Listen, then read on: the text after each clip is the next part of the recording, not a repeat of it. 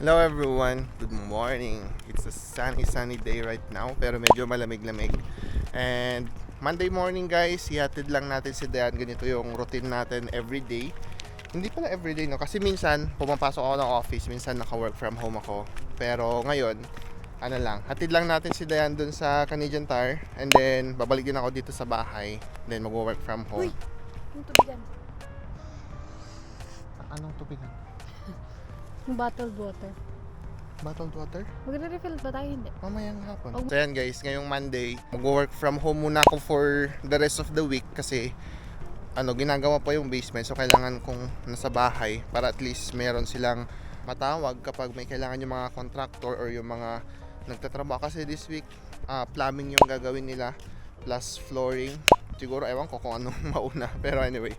So yan guys, basically sa labas lang din kami nagpa-park for now kasi nga kung napansin nyo, dun sa harap ng bahay merong garbage bin na babe.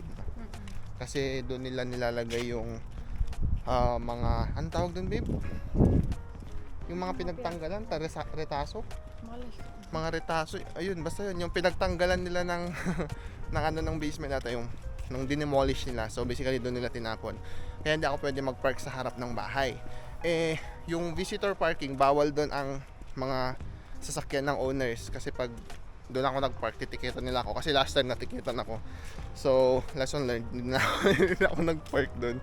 So, yan na guys, dito tayo nag-park malapit sa mailbox. Yan.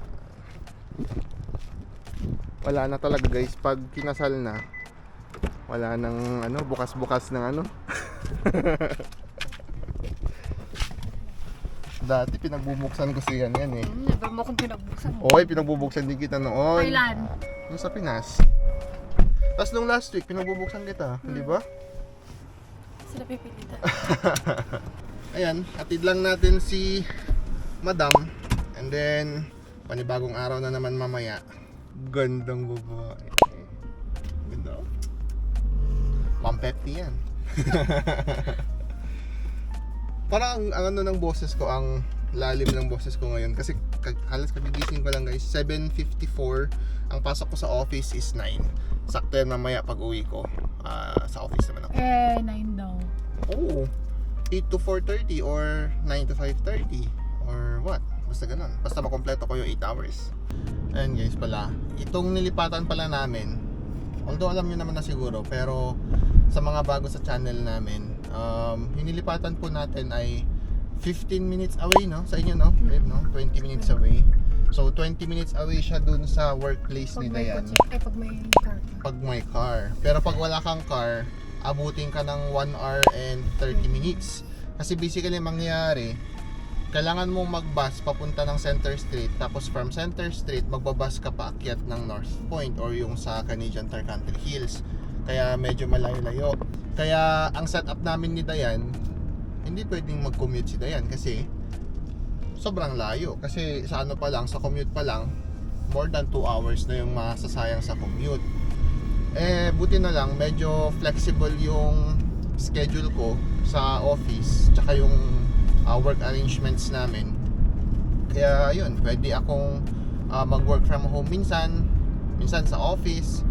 So nahahatid ko talaga si Dayan kasi ang ginagawa ko naman pag sa office ako tatrabaho, ihatid ko si Dayan sa Canadian Tire and then magpa-park na ako sa North Point. Bali doon na ako manggagaling mag bus papunta ng downtown. So ganun basically yung ginagawa ko na. Ayan, busy si Dayan. Ganyan yung routine niya guys pag nasa kotse na yan. Magkukulot. Minsan lang pag Pag trip ko lang. yan, kukulot siya. Galing yan ng Shopee. Ay hindi, Lazada. Ay, Amazon pala, Amazon.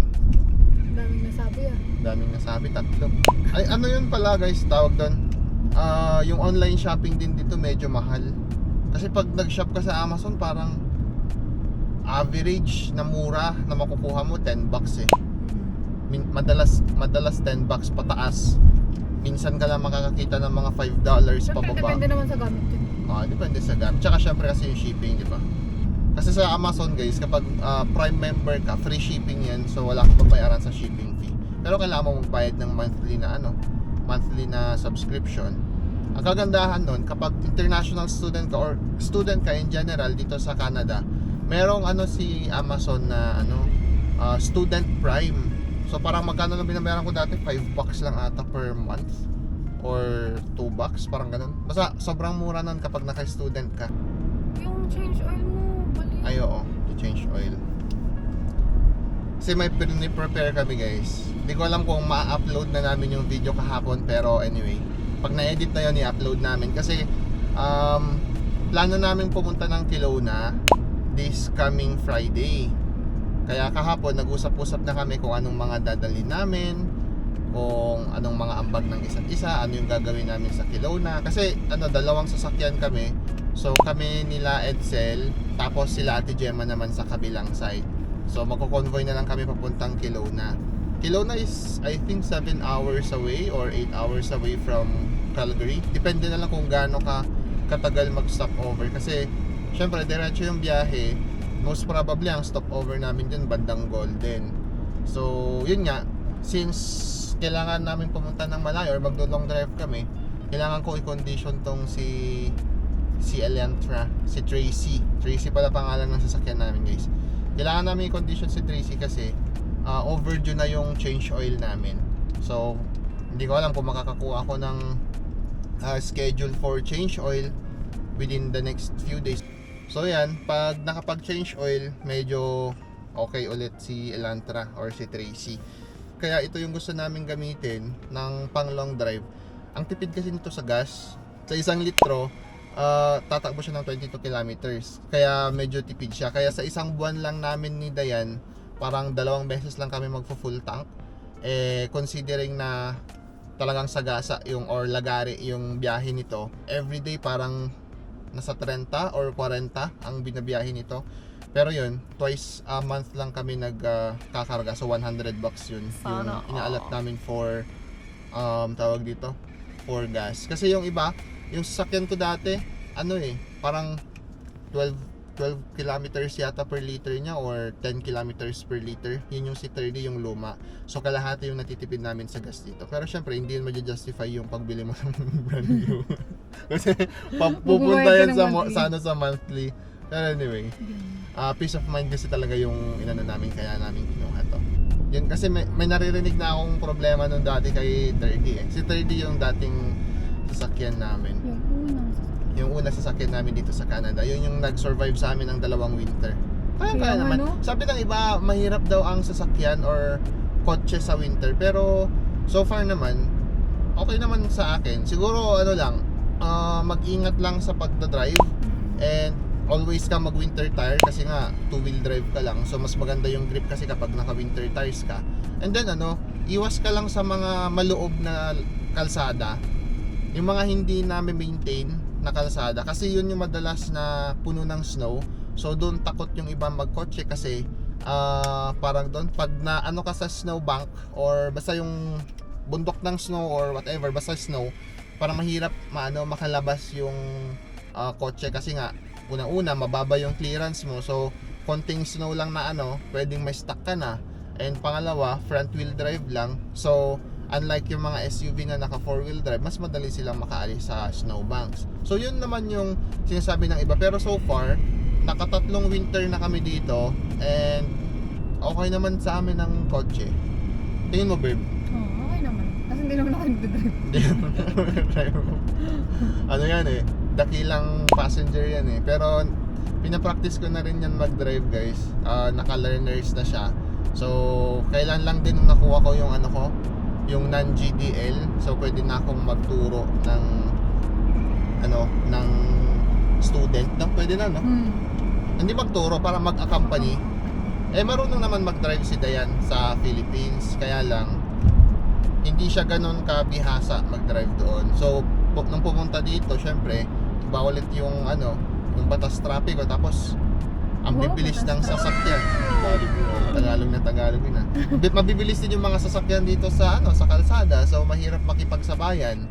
Kaya yun, sabi ko, practice ka na lang muna, mahirap na. Pag pa man din dito guys, yung insurance. Kapag nag-claim ka sa insurance, grabe din yung taas ng premium mo.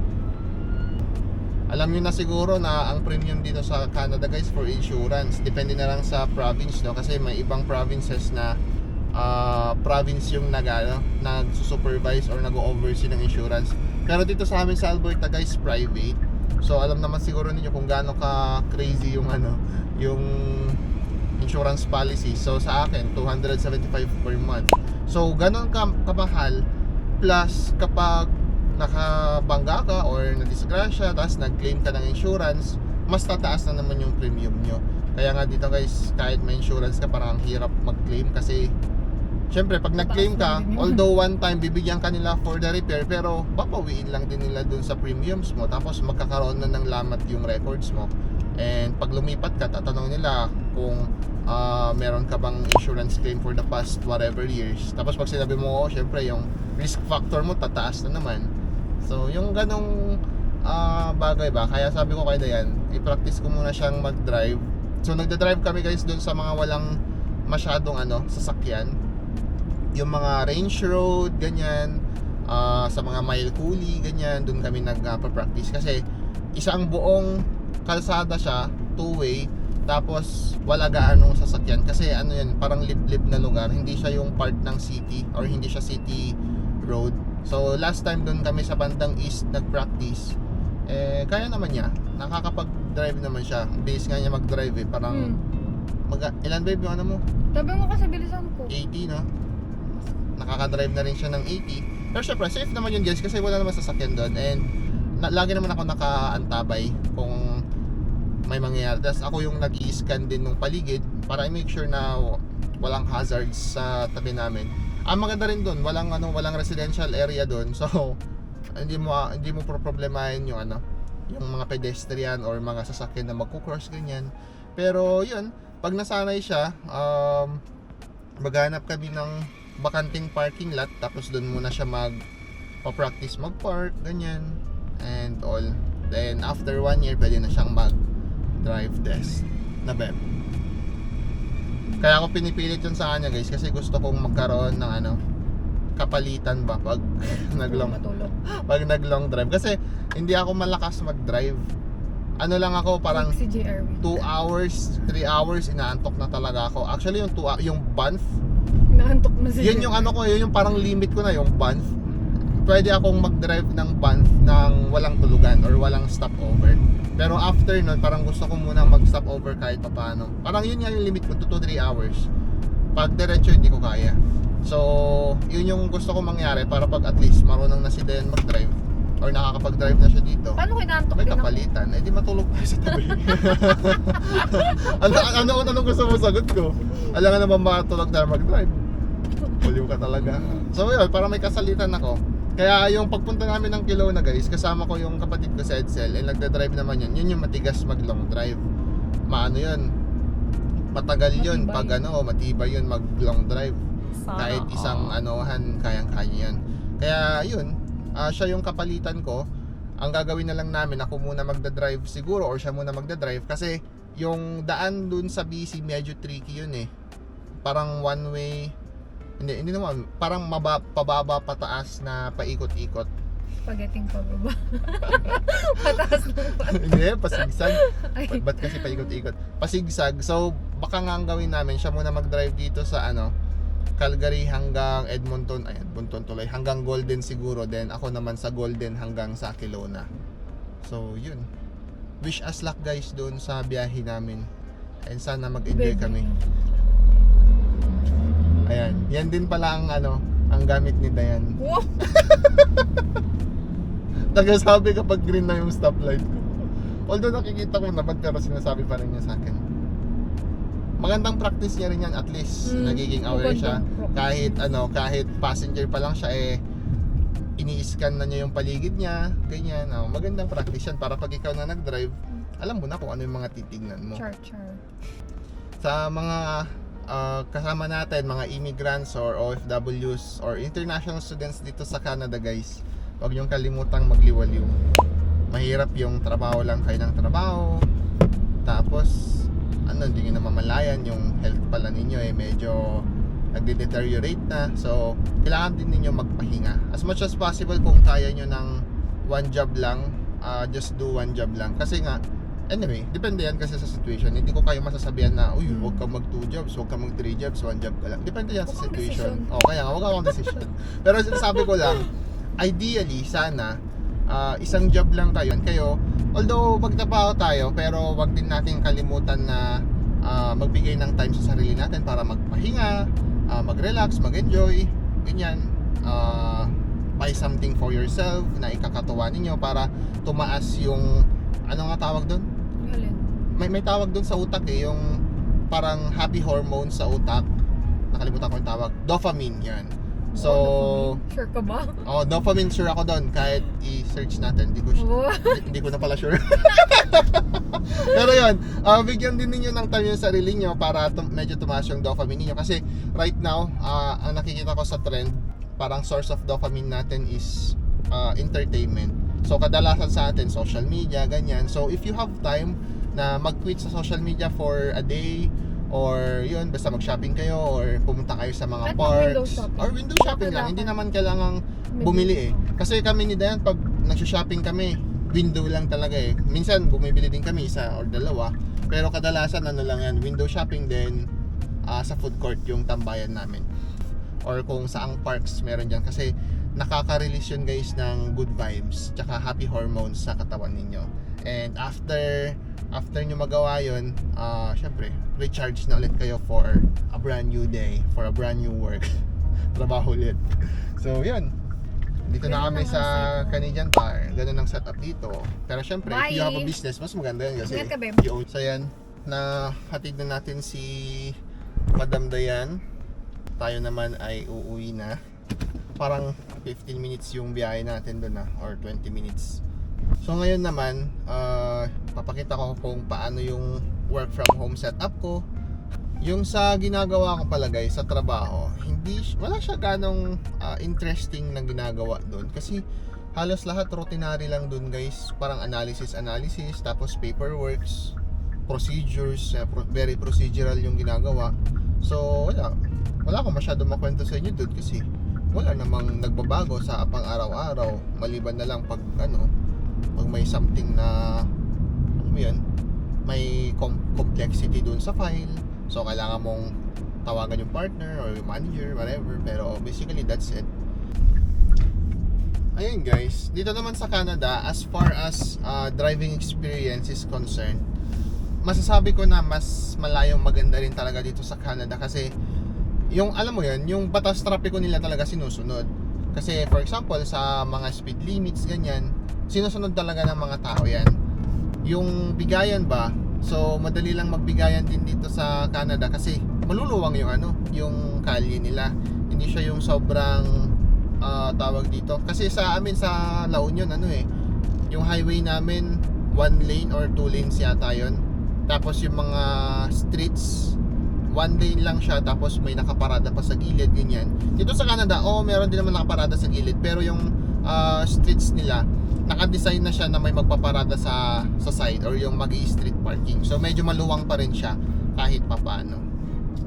And ang talagang gusto ko dito, very very polite nung mga drivers, very courteous sila. Hindi sila yung makikipagkitkitan sa. Siyempre siguro meron din yung ibang talagang nakikipagkitkitan, pero so far wala pa ako na experience na ganun. And yun, smooth pa rin naman yung pagdadrive dito. And ang kagandahan din, safety. Alam ko naman sa Philippines din, in-implement din talaga ang seatbelt. Pero dito guys, pagkapasok mo pa lang ng kotse, parang automatic na sa sa kamay ko na magsi-seatbelt. Pati yung mga passengers ko lagi nagsi-seatbelt. Kasi pag nahuli kami, multa. Pero hindi ko sure, hindi ko pa na-verify. Pero sabi nila, pag nahuli daw yung isang sasakyan, tapos yung passenger hindi naka-seatbelt, si passenger daw magbabayad ng fine, hindi daw yung driver. I'm not so sure kung ganun yung case. Pero yun yung lagi kong sinasabi sa mga sumasakay sa amin para at least mag-seatbelt sila. Pero may nakapagsabi sa akin dati yun, nakalimutan ko lang i-verify. Pero siguro mamaya after nitong video na to, i-verify ko kung totoo yung ganong law. Pero anyway, rin kasi yun, for safety, tsaka para rin naman sa atin yun. So what's the biggie, diba? So we can just put the seatbelts on. Hindi naman siya makakadistorbo sa ating pagdadrive So anyway guys, yun lang yung gusto namin i-share ni Dayan ngayong araw, kung paano yung routine namin sa umaga. Kasi nga, ito yung talagang nagbago. Kasi dati, nung malapit lang kami, parang 2 minutes, 3 minutes drive lang kami dati dun sa Canadian Tire. Ngayon, parang naging 15 to 20 minutes na, depende sa traffic. So yun yung nagbago sa daily routine namin. And yun guys, maraming salamat sa mga suporta ninyo and sa panonood ng vlogs namin, and of course dun sa last 2 vlogs natin, or basta yung mga nakaraang financial vlogs natin where nagbigay kayo ng advices.